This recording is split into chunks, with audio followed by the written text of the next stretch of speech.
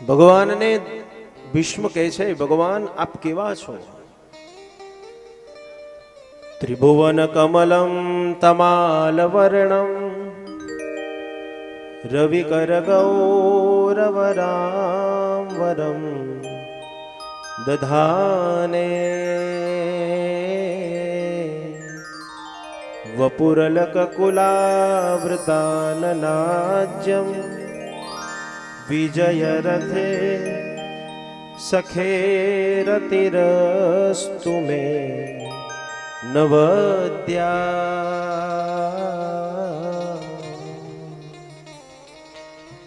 ભગવાનને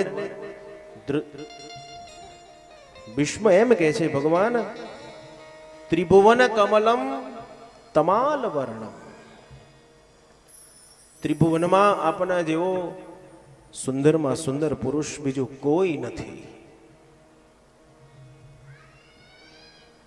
રૂકમણીમાં પણ જ્યારે ભગવાનને પત્ર લખે છે ત્યારે રૂકમણી પણ આ જ કહે છે, શ્રુતવાન ગુણાન ભુવન સુંદર શૃણવતાંતે નિર્વિશ્ય કર્ણ વિવરે હરતોંગતાપમ.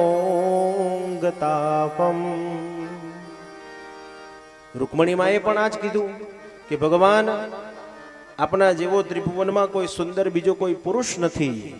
મેં સાંભળ્યું છે આપ બહુ સુંદર છો. આજે ભીષ્મ પણ કહે છે, ભગવાન ત્રિભુવનમાં આપના જેવો બીજો કોઈ સુંદર પુરુષ નથી. એ ભગવાનમાં મારું મન રહ્યા કરજો. ભગવાન આજે તમારી એક લીલા મને યાદ આવે છે.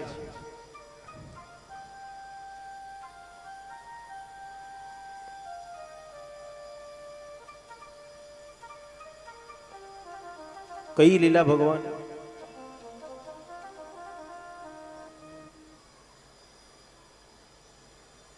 યુધિષ્ઠિરના યજ્ઞમાં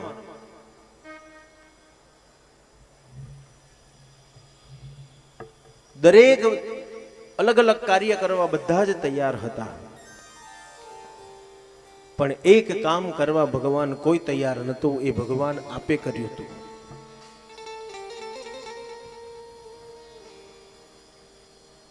કયું કાર્ય કર્યું તું મેં?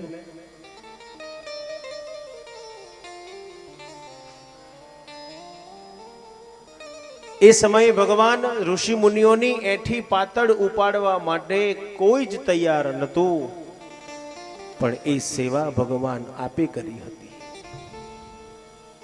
જ્યારે પાંડવોએ તમને ભોજન કરવા માટે બોલાયા ત્યારે ભગવાન આપે જવાબ આપ્યો હતો કે હું સંધ્યાવંદન કરવા માટે જાઉં છું. એ સમય ભગવાન તમારી સંધ્યા કઈ હતી? આ ઋષિઓની એઠી પાતળ ઉપાડવાની સંધ્યા ભગવાન આપ કરી રહ્યા હતા. એ ભગવાનમાં મારું મન રહ્યા કરજો. ભગવાન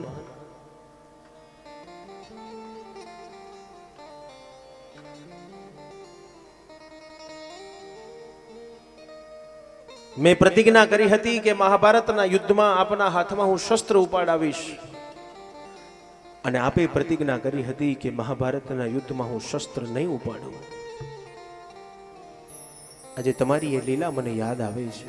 સ્વનિગમમ અપહાય મત પ્રતિજ્ઞા મૃતમધિકર્તુમ અવપ્લુતો રથસ્થ ધૃતરથ ચરણો ભયા ચલદ્ગો હરિરિવહન્તુમિમં ગતોત્તરીય.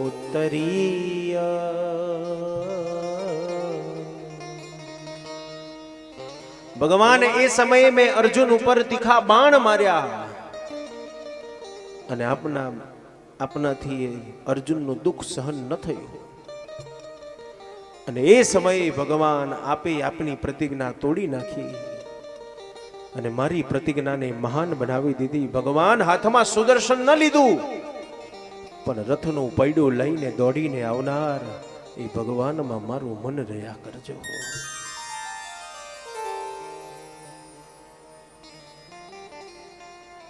વિશ્વનું જીવન ધન્ય બન્યું. સંક્રાંતિનો પર્વ છે.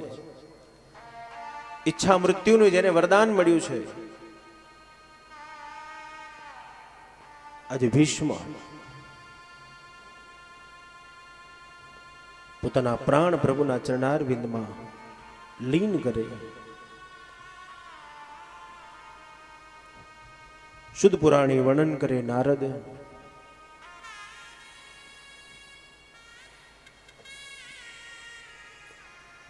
અંતમાં ભીષ્મ કહે છે તમીમમ હમજમ શરીર ભાજા હૃદિ હૃદિ દિશનિત માત મવલ કૃતા. બસ ભગવાન જ્યાં સુધી આ શરીરમાં પ્રાણ છે, શરીરની એક એક બુંદ બહાર ન નીકળી જાય, પ્રાણ ન નીકળી જાય, ત્યાં સુધી ભગવાન આપ મારી પાસે ઉભા રહો.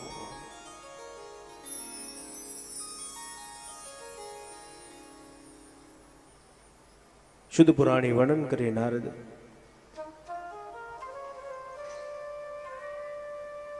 ભીષ્મનું જીવન ધન્ય બન્યું. ભીષ્મને પરમ ગતિ પ્રાપ્ત થઈ. ભગવાન હસ્તિનાપુરથી ફરી પાછા દ્વારિકાપુરીમાં પધાર્યા. ઉત્તરા દોડતી આવી, ભગવાન મારું રક્ષણ કરો, રક્ષણ કરો, રક્ષણ કરો. ભગવાને સુદર્શન છોડ્યું. ઉત્તરાના ઉદરમાં જે બ્રહ્માસ્ત્ર હતું એ બ્રહ્માસ્ત્રનો ભગવાને નાશ કર્યો. શુદ્ધ પુરાણી વર્ણન કરે નારદ.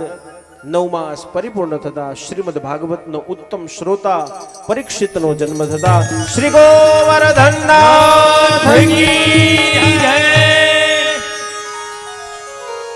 પરીક્ષિતનો જન્મ થયો.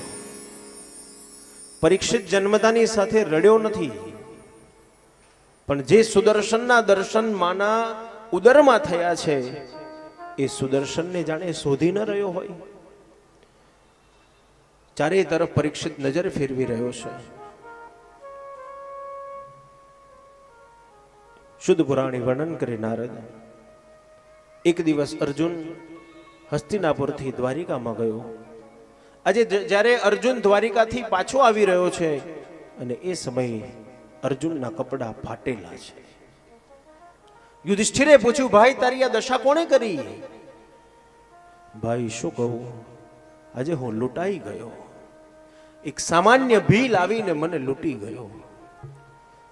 અરે તારી જોડે ગાંડીવ હતું ને? હા ભાઈ, મારી પાસે ગાંડીવ હતું. જે ગાંડીવના ટંકારથી મહાભારતના યુદ્ધમાં હજારો લોકોના ગાત્રો થીજી જતા હતા, એ ગાંડીવ મારી પાસે હોવા છતાંય આજે એક સામાન્ય વ્યક્તિ આવીને મને લૂંટી ગયો. ભાઈ, આજે મને અનુભવ થયો કે મહાભારતનો યુદ્ધનો વિજય એ મારો વિજય નહોતો, એ તો મારો રથ ચલાવનાર ભગવાન દ્વારિકાધીશનો વિજય હતો. ભાઈ શું કહું, ભગવાન સ્વધામ પધારી ગયા. ભગવાન સ્વધામ પધારી ગયા. હા, કોની કિંમત છે? શરીરની કિંમત છે કે શરીરમાં રહેલા આત્માની કિંમત છે? પોપટ તને પિંજર નહીં તારું રે, માની બેઠો તું તો તારું રે પોપટ પ્યારા.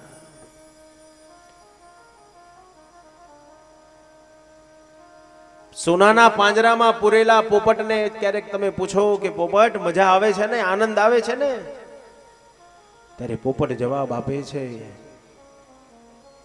કે એક વખત આ પાંજરાનો દરવાજો ખોલીને જો, પછી ખબર પડે. એને સોનાનું પાંજરું હોય, ચાંદીનું હોય કે લોખંડનું હોય, એને પાંજરામાં પૂરાઈ રહેવામાં આનંદ નથી, એને તો ખુલ્લા આકાશમાં ઉડવામાં આનંદ છે.